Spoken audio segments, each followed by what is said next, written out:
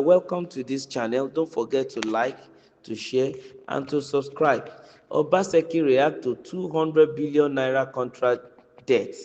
The report that immediate past Edo State Governor Godwin Obaseki left 200 billion naira debt in contract has drawn reaction from him by proxy. His successor, Senator Monday Okpebholo, has leveled the debt allegation at him. This exact reaction from Obaseki media aide Crusoe Osage. Osage's reaction is the topic of a statement he released. It partly reads, the Edo State Governor select Monday Okpebholo and his handlers have continued to display glaring ignorance and poor understanding of basic concepts in economics, governance, and administration, and have now resorted to making outlandish and baseless allegations about a supposed 200 billion naira debt to contractors in a desperate attempt to disparage and rewrite the sterling legacy of the immediate past governor, Mr. Godwin Obaseki. The Okpebholo-led government must stop whining and get on with the task of governance. Although I cannot confirm the exact figures mentioned by the former federal government permanent secretary, Dr. Ns Afolabi Umakiye, I am aware that the Obaseki-led government had a lot of projects going on simultaneously, and we had what we call the irrevocable standing payment order, which allowed the contractors to carry on executing their projects with the assurance of monthly installment payments already guaranteed by the government. The Obaseki-led government was a stickler to the public procurement law, and all contract variations were honestly done following due process.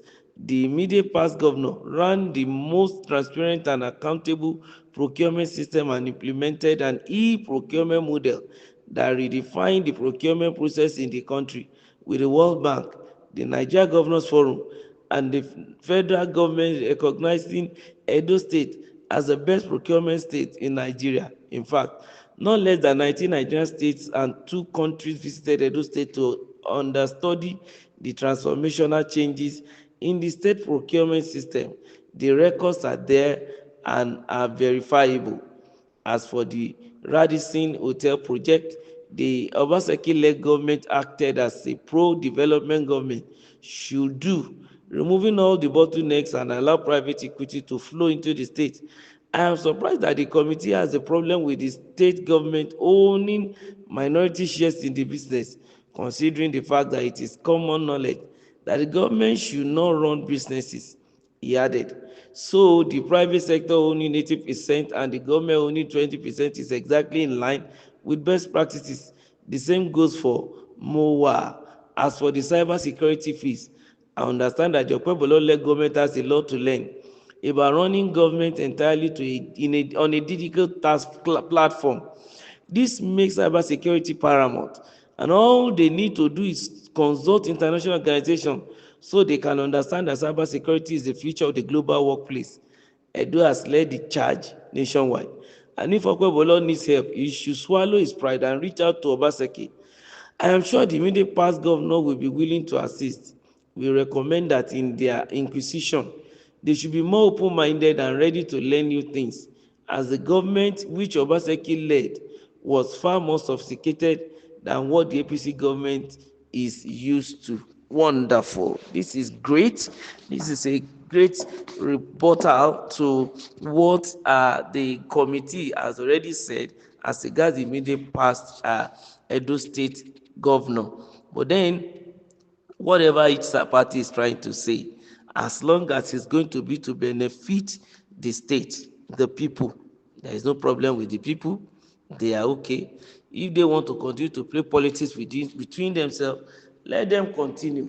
As long as it does not disturb the proper administration of the state, goes good to go. So be it. Now, this man mentioned some few things here. Of course, it's a good move for the government to own 20% asset and then the private sector to own 80% asset. Now, the question that comes into mind is this: that 20%, will the government guide it very well? Is the earnings accruable from there not going to the pockets of some private individuals? Not only that, is it clear to the people? Is it not shrouded in secrecy? Thank God another administration has come in. We could dig out things like this. Because we have seen in this country that some people will start something in the name of the government using government fund, and when they leave power, they corner it and turn it to their own, and they change the name to their own name using acronyms that will be so easy for them to do. We need to be careful, and they need to dig deep to understand this very, very well.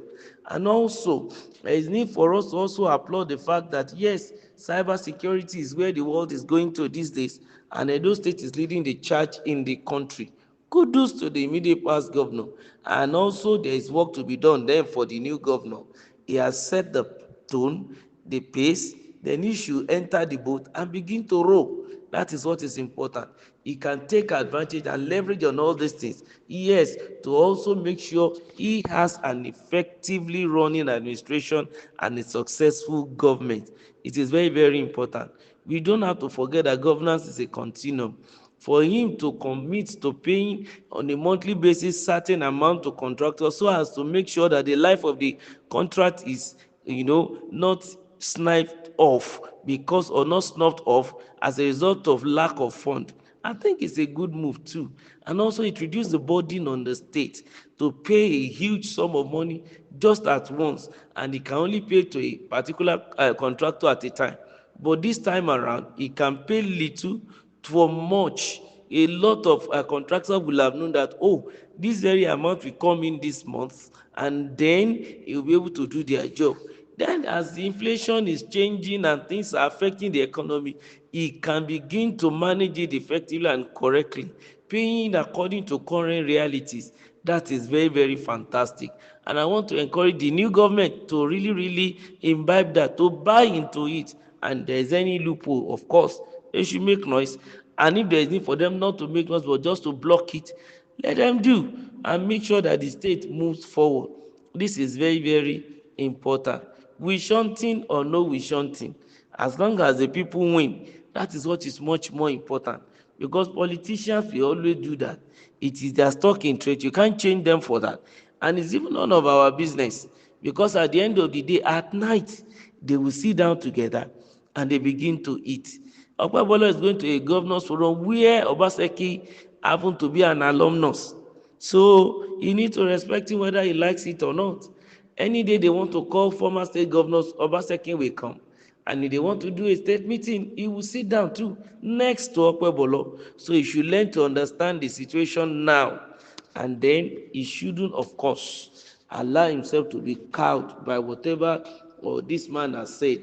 He may be a sweet-tongued person, but then you should make sure that they continue to do their due diligence and make thorough investigation to make their state grow higher and better. Don't forget to like, to share, and to subscribe to this channel. Thank you.